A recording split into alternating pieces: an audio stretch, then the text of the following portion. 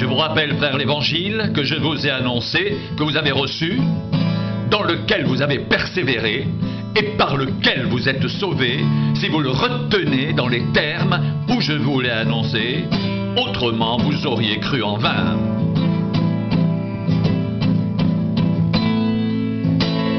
Je vous ai enseigné avant tout, comme je l'avais aussi reçu, que Christ est mort pour nos péchés, selon les Écritures. Il a été enseveli, et il est ressuscité le 3e jour, selon les Écritures.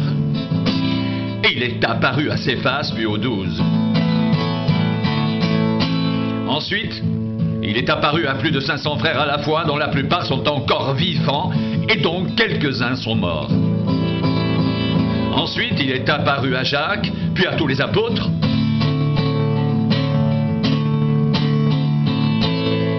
Après eux tous,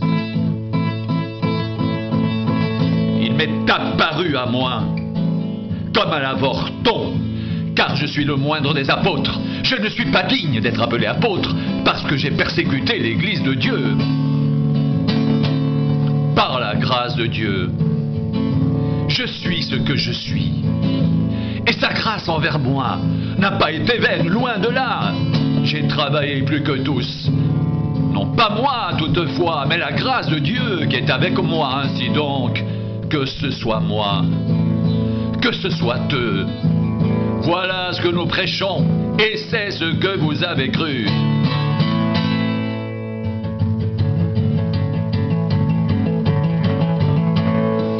Or, si l'on prêche que Christ est ressuscité des morts, pourquoi quelques-uns parmi vous disent-ils qu'il n'y a point de résurrection des morts? S'il n'y a point de résurrection des morts, Christ non plus n'est pas ressuscité. Et si Christ n'est pas ressuscité, notre prédication est donc vaine, et votre foi aussi est vaine. Il se trouve même que nous sommes de faux témoins à l'égard de Dieu, puisque nous avons témoigné contre Dieu qu'il a ressuscité Christ, tandis qu'il ne l'aurait pas ressuscité si les morts ne ressuscitent point.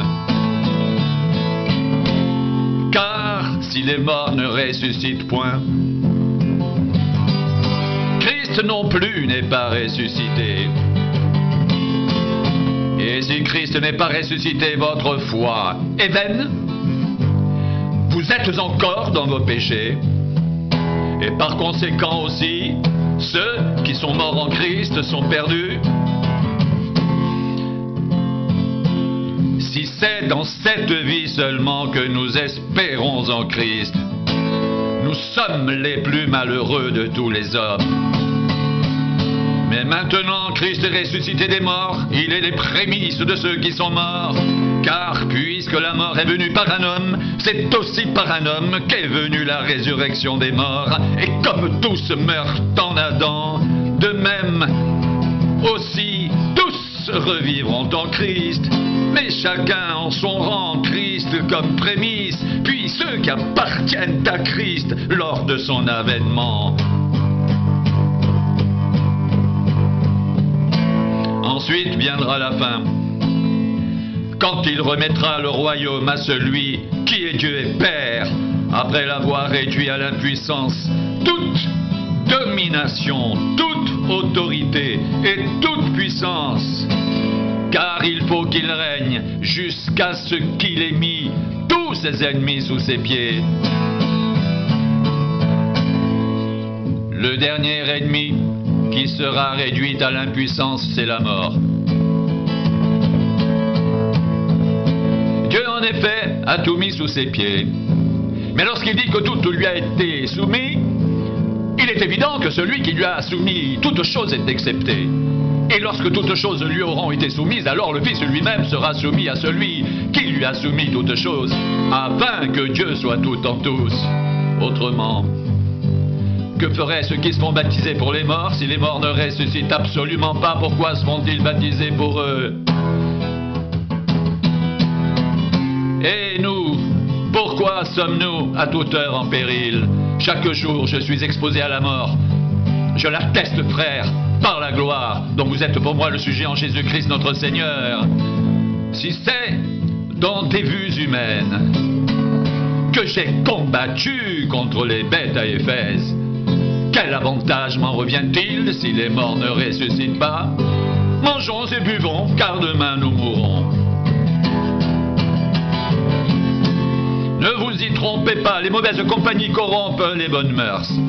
Revenez à vous-même, comme il est convenable. Et ne péchez point, car quelques-uns ne connaissent pas Dieu. Je le dis à votre honte.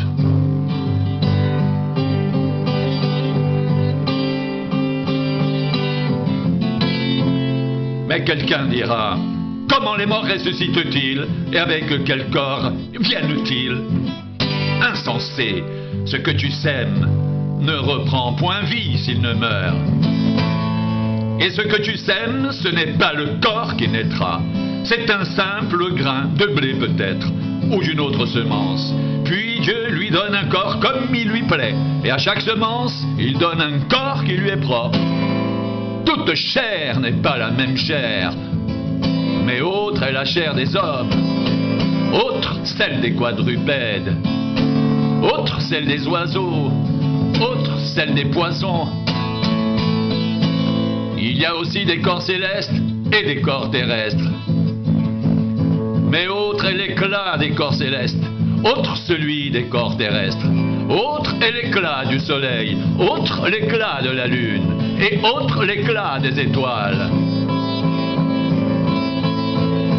Même une étoile diffère en éclat d'une autre étoile. Ainsi en est-il de la résurrection des morts. Le corps est semé corruptible, il ressuscite incorruptible. Il est semé méprisable, il ressuscite glorieux. Il est semé infirme, il ressuscite plein de force. Il est semé corps naturel, il ressuscite corps spirituel. S'il y a un corps naturel, il y a aussi un corps spirituel. C'est pourquoi il est écrit: le premier Adam devint une âme vivante. Le dernier Adam est devenu un esprit vivifiant. Mais ce qui est spirituel n'est pas le premier. C'est ce qui est naturel. Ce qui est spirituel vient ensuite. Le premier homme tiré de la terre est terrestre. Le second homme est du ciel. Tel est le terrestre. Tels sont aussi les terrestres. Et tel est le céleste. Tels sont aussi les célestes. Et de même que nous avons porté l'image du terrestre, nous porterons aussi l'image du céleste.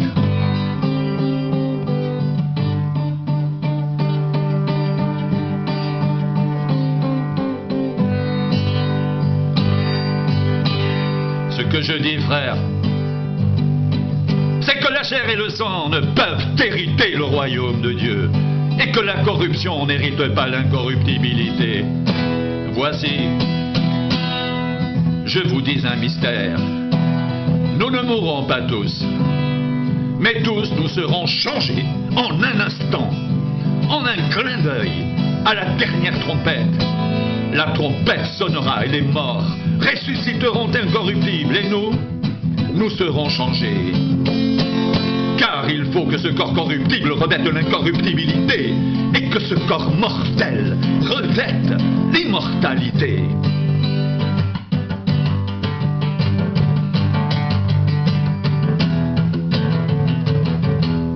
Lorsque ce corps corruptible aura revêtu l'incorruptibilité, et que ce corps mortel aura revêtu l'immortalité, alors s'accomplira la parole qui est écrite. La mort a été engloutie dans la victoire. Ô mort, où est ta victoire? Ô mort, où est ton aiguillon? L'aiguillon de la mort, c'est le péché. Et la puissance du péché, c'est la loi.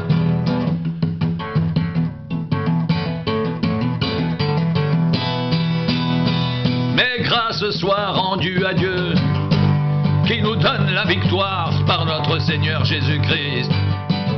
Ainsi, mes frères bien-aimés, Soyez fermes, inébranlables, travaillant de mieux en mieux à l'œuvre du Seigneur, sachant que votre travail ne sera pas vain dans le Seigneur.